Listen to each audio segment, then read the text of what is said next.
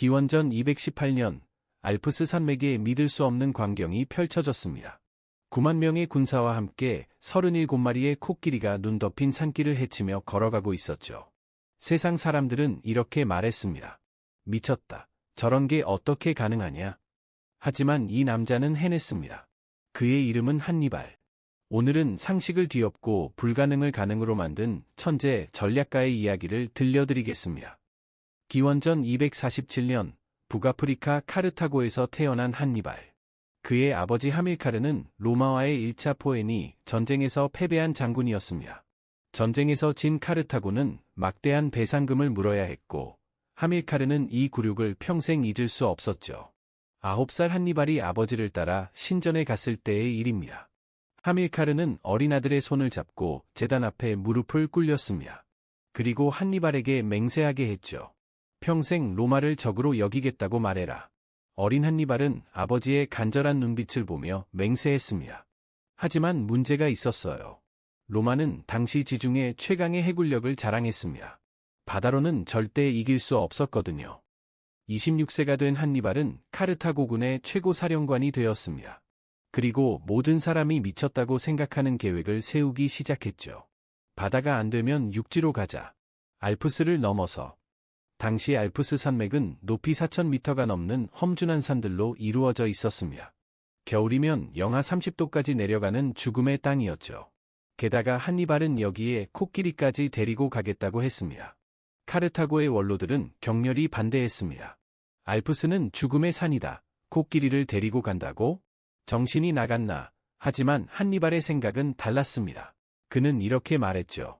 로마인들은 우리가 바다에서 올 거라고 생각한다. 절대 알프스에서 올 거라고는 상상도 못한다. 그들의 허를 찌르는 것이다. 여기서 한니발의 첫 번째 지혜가 드러납니다. 모든 사람이 불가능하다고 하는 길이야말로 가장 안전한 길이라는 것이었죠. 한니발은 2년 동안 치밀하게 준비했습니다.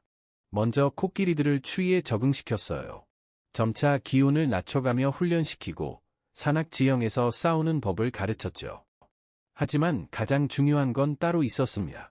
바로 병사들의 마음을 사로잡는 것이었어요. 한니발은 병사들에게 이렇게 말했습니다. 우리는 단순히 로마를 공격하는 게 아니다. 우리는 역사를 바꾸러 간다. 후손들이 우리를 영원히 기억할 것이다. 그는 또한 알프스를 넘는 길에 대해서도 철저히 조사했습니다.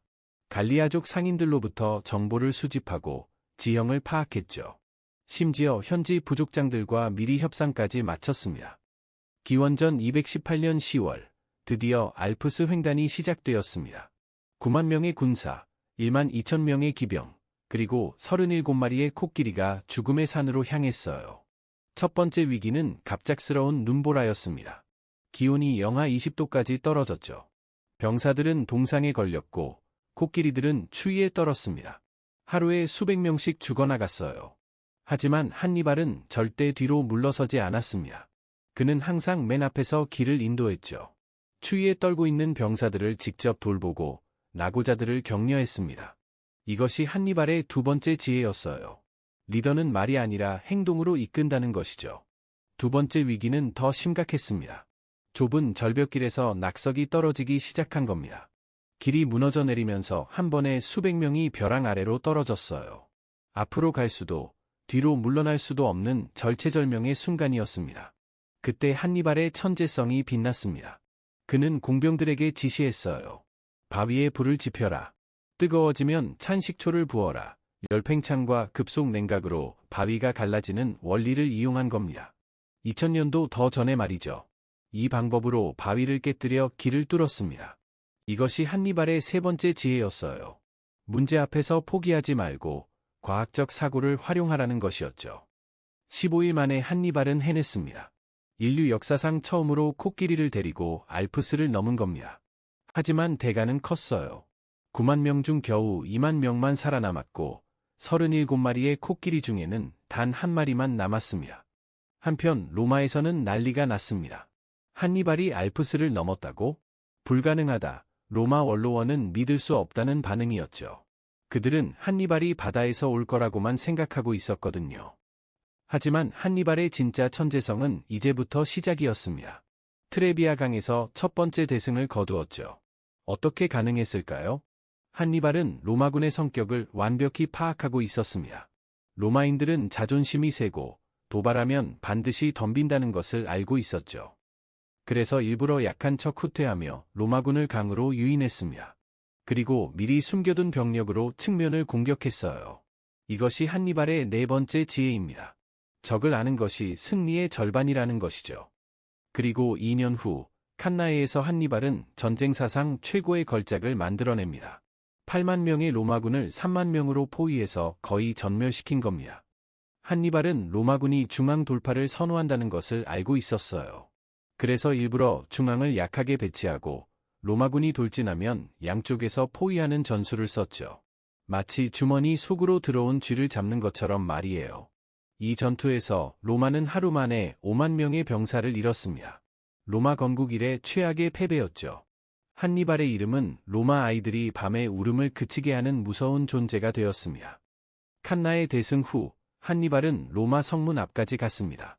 하지만 놀랍게도 그는 로마를 공격하지 않았어요. 부하들은 이해할 수 없었죠. 왜 로마를 점령하지 않느냐고 물었습니다. 한니발은 이렇게 답했어요. 로마를 점령하는 것과 로마를 정복하는 것은 다르다. 진정한 승리는 마음을 얻는 것이다. 이것이 한니발의 5번째이자 가장 중요한 지혜였습니다. 힘으로 얻은 승리는 일시적이지만 마음으로 얻은 승리는 영원하다는 것이죠. 실제로 한니발은 이탈리아 전역을 15년 동안 자유롭게 다니며 로마의 동맹국들을 하나씩 자신의 편으로 만들었습니다. 폭력이 아닌 설득으로 말이에요. 점령당한 도시들에서도 시민들을 학대하지 않고 관대하게 대했습니다.